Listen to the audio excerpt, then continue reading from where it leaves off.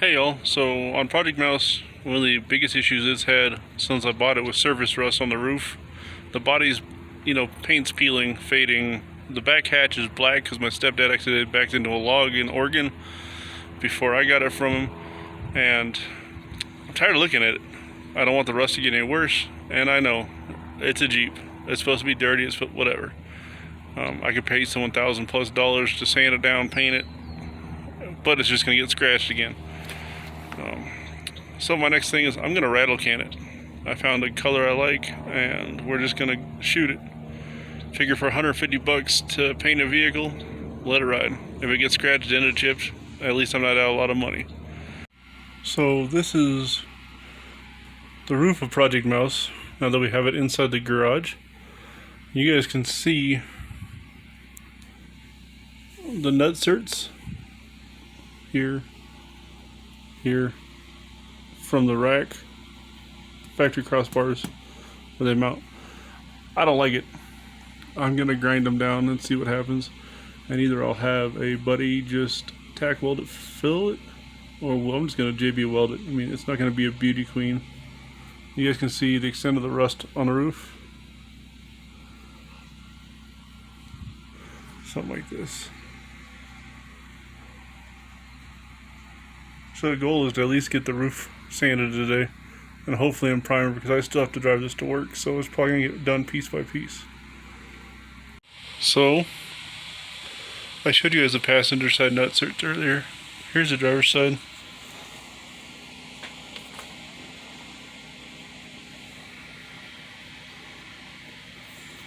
You guys can see. I tried to see what I could do. I'm gonna have to grind this one down a little bit more, but this stuff here and here, you gotta be really careful not to grind into the roof, and just barely grinding the nut certs flush. I'll scuff it up. I started out with 400 grit, and the rust spots didn't like it, so we switched over to 120. That didn't work too well, so I'm down to an 80 grit, and it seems to be taking the rust off. I might attempt to remove these pads. If not, I'll just paint over them. I'm not going to see it anyways. Keep you guys posted. So 60 grit seems to be working the best for rust removal. We'll just keep lightening it up as we go. Probably going to go to 120 next and try to get it as smooth as possible. And then prime the roof. And then after that, I'll start sanding that down with about 400 or 600 and see what that does.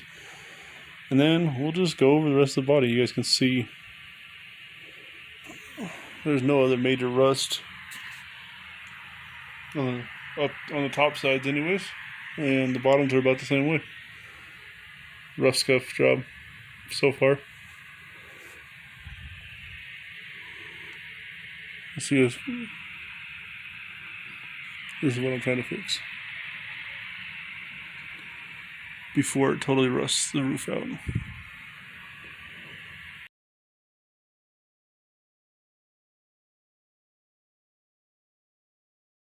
Okay, also space in the garage is kind of tight, but here's the back of Project Mouse. We ended up just 3M blue tape, did some 1 inch around the trim, or some 2 inch around the trim, excuse me. Laid our paper out, and then some 1 inch to seal it all up. And then what I do is I take a razor blade and I just trace the rubber seal with my razor blade so you get that clean line. I still have to tape up the washer stud, or the wiper stud, excuse me. Well, this will be ready for paint. A few little areas to finish scuffing up, wipe down clean. That's good. The roof is still in progress.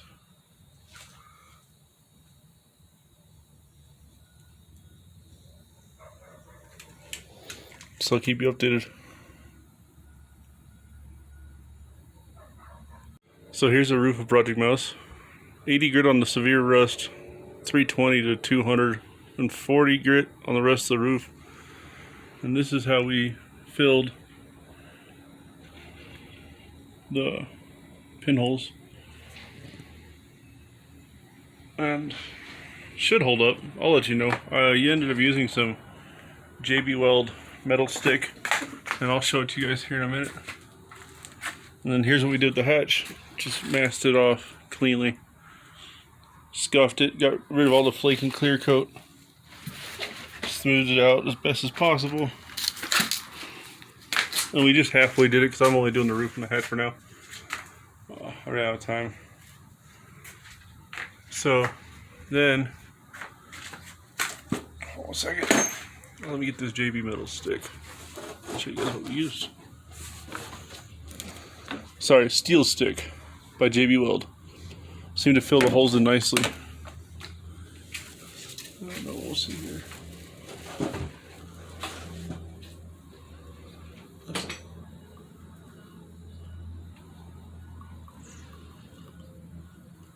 After I prime it, I might go back and smooth it over a little bit better.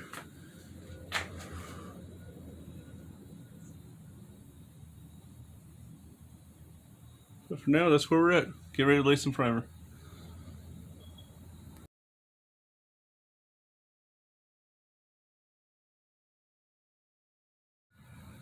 You guys can see how everything's taped up. We got a coat of primer on the roof. Just a sea of gray right now. Let me get out of the hatch.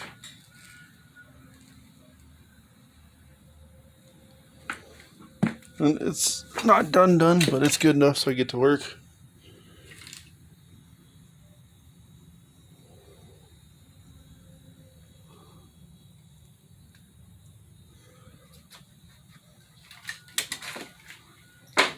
The roof coloration may look a little off right now, but it's also in the middle of drying. I may have to re-hit it with some more primer.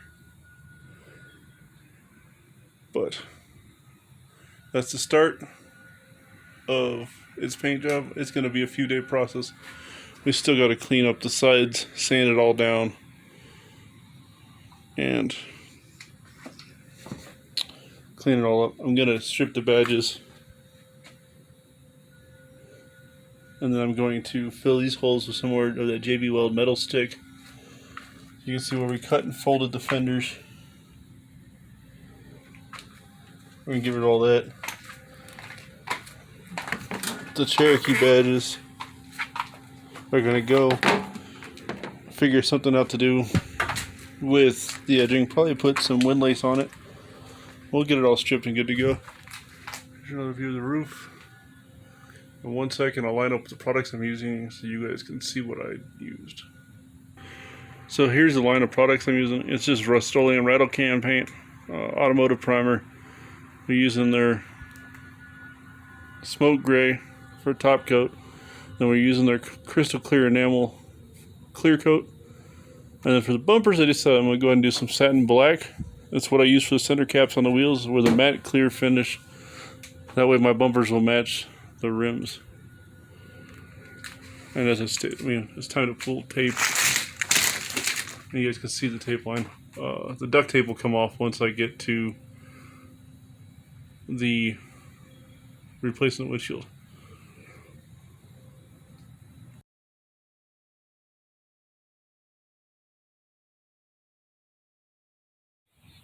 So today we're doing the fenders, and I apologize, this video is going to be stretched over a couple days, but it's the only way I get time to do this. We're doing the driver's side and the passenger side fenders. You're going to rough them up with 320, mask off the door, the hood, and the front and header panel. Hit it with some 320, and then prime it. So I'll go ahead and, I already got the passenger side done. So I'm going to walk over there and show you guys what that looks like so you guys can see what I did. Here's the passenger side mast. And this is how I was telling you all I was going to tape the driver's side. Scuffed with 320. Taped off the antenna base. And primed. This is one coat of primer. I'm going to do a secondary like I did the roof. And then we'll call it a day. So here's the mask job for the fender. I'm not worried about exactness because we will eventually be sanding the rest of the Jeep for paint.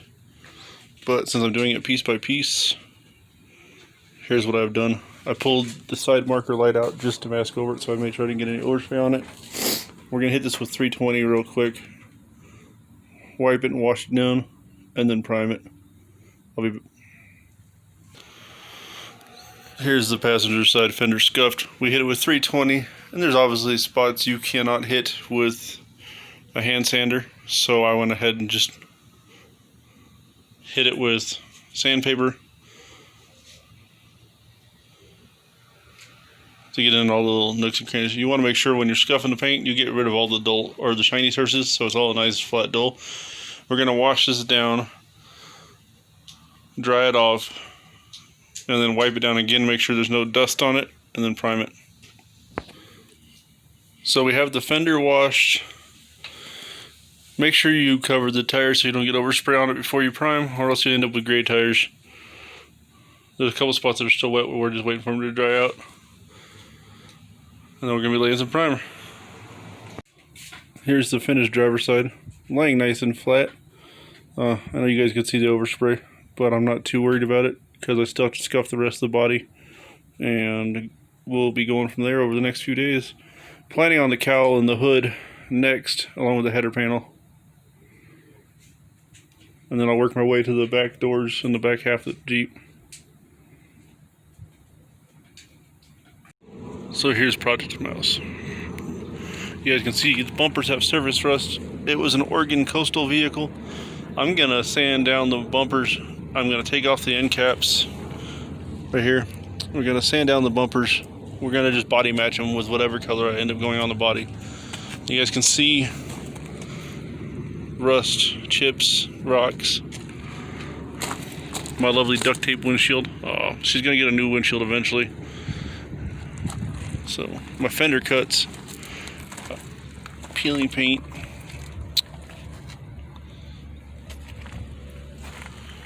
where you had the old plastic end caps for the rear bumper, sun fade on the black hatch.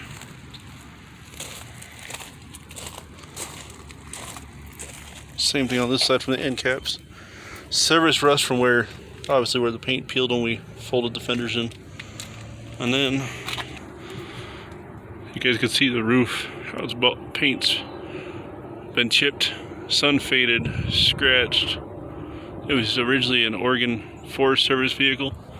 You guys can see all the way under the rack. It's just shot. And then my stepdad bought it from the Oregon Forest Service. The whole roof is this way. So I'm gonna scuff it up. Normally you would probably want to use an air sander like a DA sander, which is a dual action sander. But I don't have one. So I'm going to use a little orbital electric DeWalt sander I have. And we're just going to do the best we can. I have various grits from 80 all the way up to 2000 grit. I'll probably start the rust around a 600 and see how that removes the rust. Maybe just if that doesn't cut it, I'll cut down to a 400 and we'll just go from there. Eventual plans are to replace this roof rack with either a roof rack crossbar all-in-one setup that mounts the gutter rails, or I'm going to do new gutter mounted crossbars that are stronger than stock. So here's the front end torn apart. We're getting ready to sand the hood, the cowl cover, and the header panel for primer. This had about 7 screws that holds it in, and there's a little honeycomb grill that goes underneath this. Then the wiper arms have a tab. Pry the tab up and gently pry the arms off without damaging the wiper system. Along with that, we disconnected the spray nozzle hoses. And then here we pulled the turn signals, pulled the marker lights, and taped the headlights off. I also pulled the bumper. Hold on a second. Bumper ends off because they're not going back on, along with the lower air dam. Should help some of my angle out on approach. So let me get to sanding and I'll get back to you. Front end all scuffed. We're going to give it a wipe down and a wash down, and we're going to go from here. Okay, so here's the front end.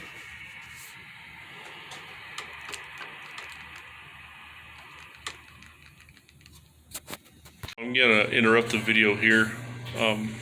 Having issues uploading the full-length video, so we're gonna make it a two-parter. Second part will be the finishing of the spray paint job, and we'll go from there.